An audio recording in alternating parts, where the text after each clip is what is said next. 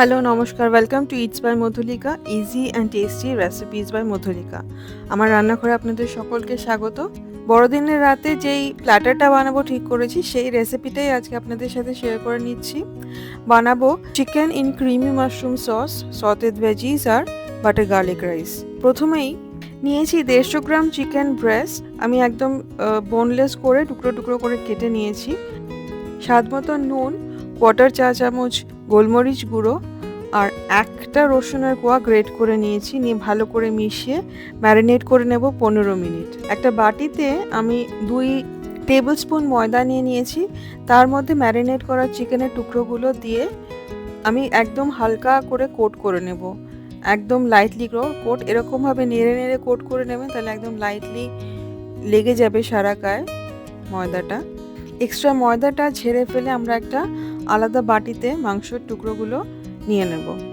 এখানে আমি বানাচ্ছি 2 জনের মতো চিকেন।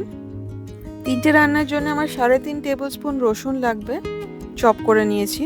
150 গ্রাম মাশরুম, উপরে যে লেয়ারটা আছে ওটাকে ফেলে পরিষ্কার করে ধুয়ে আমি এরকম মোটা মোটা স্লাইস করে নিয়েছি।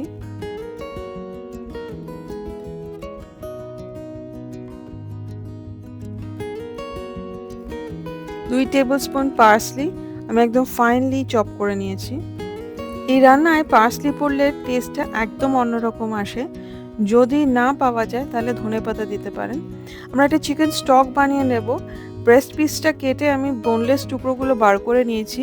যে হাড়গুলো আছে সেটাকে 2 কাপ জল আর 3 থেকে 4 কোয়া রসুন দিয়ে ভালো করে ফুটিয়ে নেব।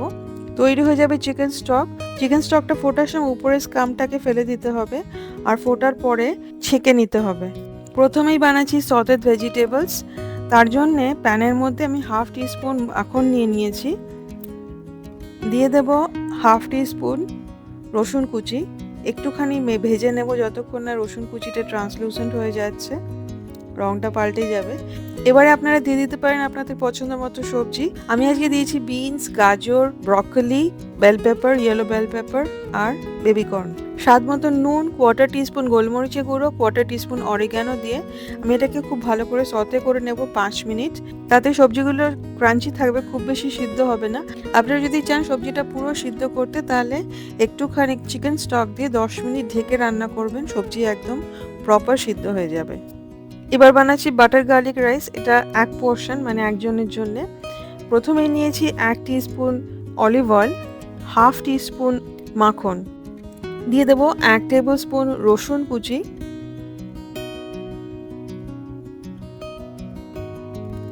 দিয়ে ভাজবো যতক্ষণ না রসুনটা ট্রান্সলুসেন্ট হচ্ছে। একটা খুব সুন্দর গন্ধ বেরোবে। মাখনের মধ্যে রসুন ভাজলে একটা খুব ভালো গন্ধ আসে। মাখনের মধ্যে রসুন ভাজে খুব সুন্দর গন্ধ বেরোলে দিয়ে দেবো 1 কাপ রান্না করা ভাত, quarter teaspoon oregano, quarter teaspoon red chilli flakes আর স্বাদ মতো নুন দেব। দিয়ে দেব চিকেন স্টক 3 টেবিল স্পুন মতো, দিয়ে ভালো করে মিশিয়ে আমরা এটাকে ঢেকে রান্না করব যতক্ষণ না চিকেন স্টকটা শুকিয়ে যাবে, মানে ভাতটার মধ্যে চিকেন স্টকের পুরো টেস্টটা চলে আসবে।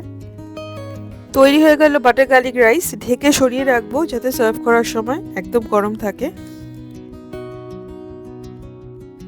এবারে বানাবো star of the show, chicken in creamy mushroom sauce. তার জন্যে ফ্রাই প্যানে নিয়ে নেব 1 table spoon olive oil. Olive oil না দিয়ে আপনারা রিফাইন্ড অয়েলও দিতে পারেন। চিকেন যেগুলো আমরা ম্যারিনেট করে ময়দা কোট করে রেখেছিলাম সেটাকে ভেজে নেব। প্রথমে ফ্ল্যাশ ফ্রাই করব, তার মানে খুব হাই ফ্লেমে ভাজবো এবং খুব কম সময়ের জন্য ভাজবো। এক একটা সাইড 1 মিনিট মতো। চিকেনের ব্রেস্ট পিস নিয়েছি আমি, খুব কম সময় ভাজতে হবে, নাহলে কিন্তু শক্ত হয়ে যাবে। আপনারা যদি চিকেনের লেগ পিস নেন তাহলে কিন্তু খানিকটা সময় নিয়ে ভাজতে হবে, তাহলে কিন্তু নরম হবে।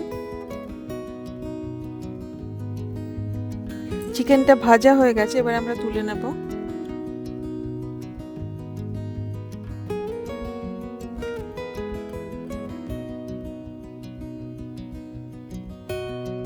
এবারে স্লাইস করা মাশরুমগুলো ভেজে নেব। হাই ফ্লেমে ভাজবো যাতে মাশরুম থেকে বেশি জল না বেরোয়। ফ্রাই প্যানে দেওয়ার পরে মাশরুমটা যতটা সম্ভব ছড়িয়ে দেব, তারপরে আর বেশি নাড়বো না। একটা সাইড হয়ে গেলে উল্টে অন্য সাইডটা রান্না করব। দেখবেন এইভাবে রান্না করলে কিন্তু এরকম গোল্ডেন ব্রাউন হবে আর বেশি জল বেরোবে না। এখানে দেখতে পাচ্ছেন একেবারেই জল বেরোয়নি। মাশরুম স্পঞ্জের মতো খানিকটা প্রচুর জল অ্যাবজর্ব করে নেয়, তাই ধোয়ার সময় খুব তাড়াতাড়ি ধুতে হবে এবং ধোয়ার পরে কিন্তু মুছে নিতে হবে। চিকেন আর মাশরুম দুটোই ভাজা হয়ে গেছে।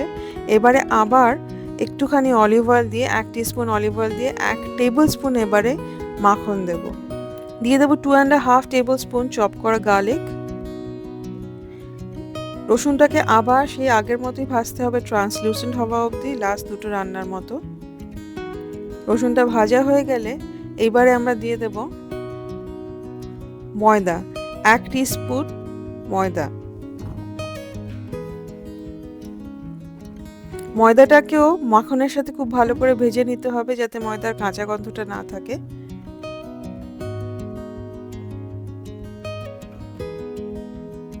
ভাজা হয়ে গেলে এবারে দিয়ে দেব 1.5 কাপ চিকেন স্টক।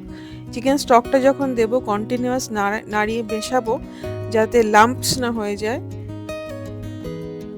খুব ভালোভাবে যাতে মিশে যায় এবং কোনো লাম্প যাতে না থাকে, এবং একটু একটু করে স্টকটা দেব।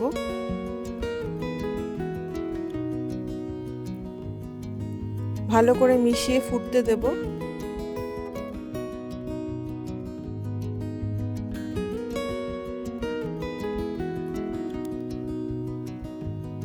গ্রেভিটা ফুটে উঠলে দিয়ে দেব ফ্রাইড মাশরুমগুলো, ভেজে রাখা মাশরুমগুলো।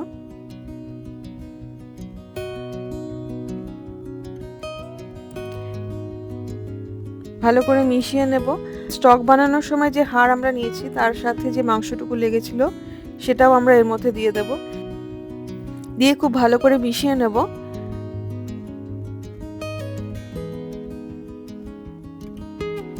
দিয়ে দেবো স্বাদ মতো নুন।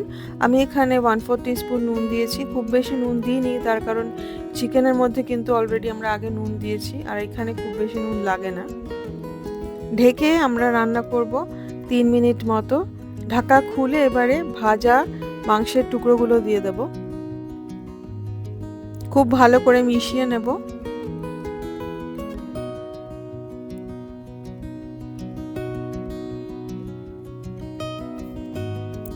ভালো করে মিশিয়ে নিয়ে আঁচটা বন্ধ করে আমি দেব 1/2 কাপ লো ফ্যাট ক্রিম। খুব ভালো করে মিশিয়ে নিয়ে তারপরে আমরা গ্যাসটা জ্বালিয়ে একদম কম আঁচে রান্না করব 4 থেকে 5 মিনিট। আপনারা যদি চিকেনের লেগ পিস ইউজ করেন তাহলে কিন্তু 7 থেকে 8 মিনিট রান্না করবেন।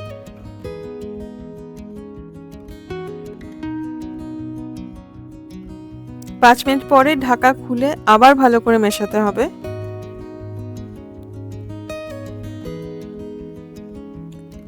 নিয়ে এবারে দেব গোলমরিচের গুঁড়ো 1/4 টিস্পুন আর পার্সলি, চপ করা পার্সলি। গ্যাস বন্ধ করে দেব। দিয়ে খুব ভালো করে পার্সলিটা মিশিয়ে নেব। এই রান্নাটা কিন্তু খেতে ভীষণই ভালো হয়। চিকেন আর মাশরুমটা হবে একদম সফট আর গ্রেভিটা হবে ক্রিমি। শীতের এই সময়টা আমার মতো অনেক বাড়িতেই বাড়ির লোকেরা এই ধরনের খাবারের আবদার করে থাকে।